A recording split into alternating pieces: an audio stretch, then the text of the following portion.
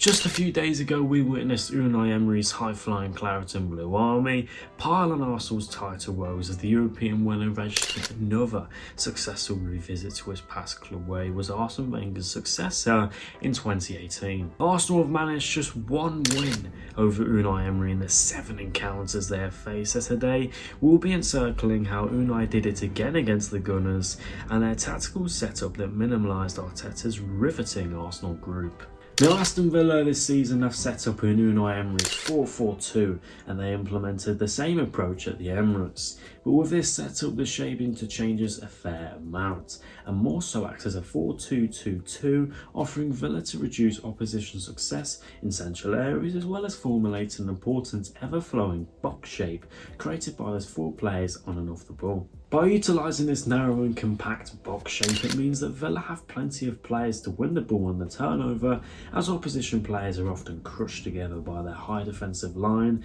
forcing teams to play long balls where the chance of losing control and possession are high. Off the ball, Villa can flirt between their 4-4-2 and their 5-3-2, where we saw John McGinn normally join the back line in order to double up with the right back Ezri Konsa to ensure Arsenal don't create overloads in wide spaces when the ball comes down that left flank. By ensuring that 2 to 3 Villa shirts are covering the wide spaces, it means players making underlapping and overlapping runs will be dealt with more effectively, whilst the central spaces are still very compressed with the core still intact. This has led countless teams from Pep Guardiola's Manchester City, Arsenal on 2 encounters, Ajax, Chelsea, all struggling to find solutions and spaces when facing this tricky structure. If we move on to Villa on the ball, they either use a 3-2-5, which they did with Arsenal with Morgan Rogers floating in slightly deeper areas, or a 2-3-5 with Ezri Konsa advancing slightly more forward on the right side of making a 3-man midfield. Villa typically use their left back Lucas Digne or Alex Moreno and their wider right players from Leon Bailey, Moussa Diaby to hold the width within the shape, but they still maintain that midfield 4 box shape to overload and play through those central areas. Villa quite effectively use around 4 players attacking the box to be the receiver when advancing towards an opportunity, allowing them to really pin back the opposition defenders and increase their chances of a goal scoring opportunity, proving to be an element for success this season as they are 5th place for the amount of goals scored this season with 68 scored. But often when they attack, it's direct pieces of play such as threading balls through to the on-form Ollie Watkins, who's an effective runner, with Diaby, Rogers, Duran supporting this, meaning they can maintain the option of a long ball from playing out if the opposition press is very intense and aggressive, meaning Pau Torres, Andy Martinez, Tielemans passing range can flourish, find and expose the spaces in behind. Let's have a look at how the villains tactically fought and won against this Mikel Arteta Arsenal side. The game started with Arsenal looking to find space, move fast, find direct passes to bukayo, Saka and behind Lucas Digne, and for Martin Odegaard to find his rhythm and use his on-the-ball fluency to achieve a quick start, as this was a massive opportunity for Arsenal to jump ahead of Liverpool and Manchester City in the title race. Villa within the first half knew they'd come under pressure, but it didn't stop them from using their fast breakaways in an attempt to catch Arsenal out with their fast runners. Villa's aim in this game was to stop Arsenal from moving the ball with pace, which meant eliminating a lot of passing options, particularly between bukayo Saka and Martin Odegaard. They also aimed to make Arsenal comfortable in different situations that involved a potential turnover for Aston Villa. For example, there were a few times where Ben White had a throw-in particularly deep and most teams wouldn't pay much attention to this, but Villa looked to eradicate the space and used a few players to surround those close to the touchline.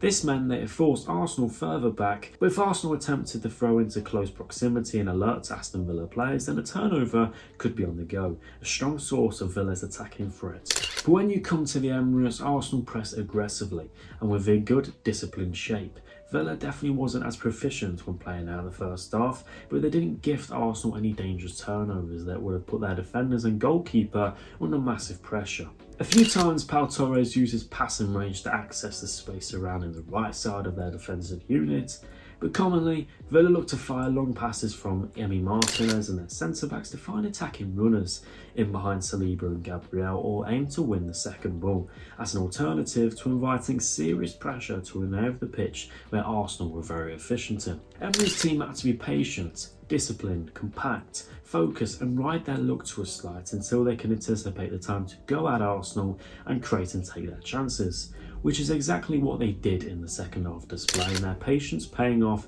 but also their very disciplined shape that saw Arsenal only register 4 shots and 0.19 xg compared to their 1.43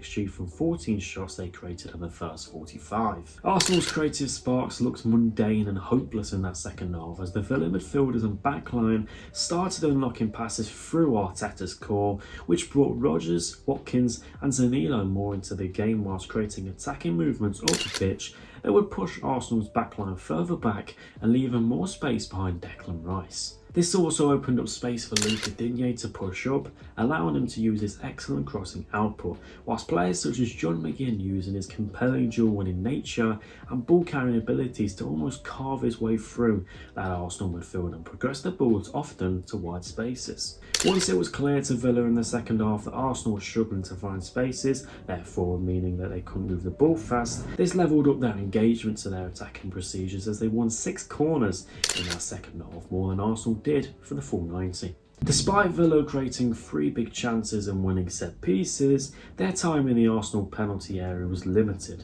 as they only registered 7 touches in the opposition box. So they needed to be clinical when the chance came, as Arsenal take great pride in these areas as they have the most clean sheets and least goals conceded in the league this season. And what did Aston Villa do? Their players stepped up when needed and tucked away their chances, from Leon Bailey capitalising on being in the right space at the right time and youri tielemans using his exceptional passing ability to set Ollie Watkins away for an intricate chip over David Raya to register his 36th goal contribution in all competitions, as he's now just 1 away in the golden boot race against Erling Braut Haaland, which caps off a fantastic tactical display from Unai Emery's Champions League and Conference League trophy chasing Aston Villa. Let me know in the comments what you thought of Sunday's match between Aston Villa and Arsenal and your thoughts on Aston Villa for the rest of the season. Will they get Champions League? Will they add another European trophy to the cabinet? Only time will tell. But thank you for watching,